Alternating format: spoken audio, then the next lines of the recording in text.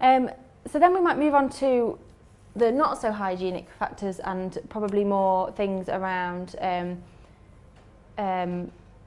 more formalities within their workspace. So what their desk area looks like, what their working environment looks like. Within a manufacturing environment, it might be important for you to show them where their walking lines are, where they need to stand. If things are particularly segregated off because of health and safety, explain to them why.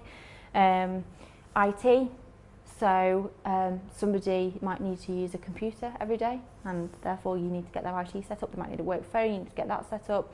They might need to have particular access to certain packages, so architectural packages, for example. We need to make sure that we get all of that set up and arranged for them, so that they can start their job.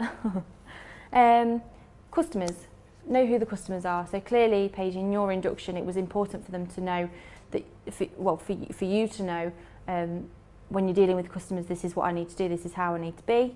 But equally also perhaps maybe to know who those customers are, who the key customers are, how to engage with them on a personal basis, because they might actually like to be engaged with at that level.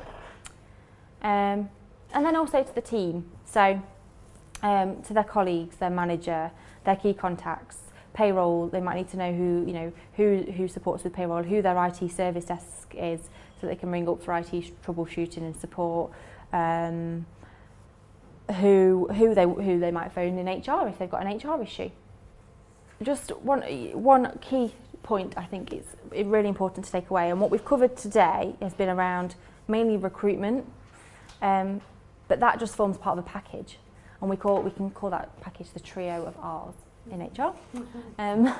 But actually it's just a slice of the cake, so it's kind of just it's segment within the employment relationship, where we look to brand and look to make sure that we start off that relationship in a really good way, and a consistent way. We don't want Bob's experience to be any better or any more organised than Sarah's experience, for example. So we want to make sure that everybody's feels as though they've been serviced in a consistent way. And next time we will come on to probably the retention and reward aspect, to talk about how might we specifically, how do businesses retain their people? And that kind of comes on nicely to the notion of competition within the market. It would be silly to rest on your laurels that people aren't going to go elsewhere or aren't going to compare themselves to other people in the area or in the country. There is always competition. Sometimes people are willing to give up a little bit more to move to a competitor or to move to a more advantageous employer. But as an employer, we always have to be aware of competition in the market. So something that we are currently tackling within our business at the moment is within our warehouse structure. We've got Aldi are building a warehouse really close by, and Aldi notoriously pay very, very well.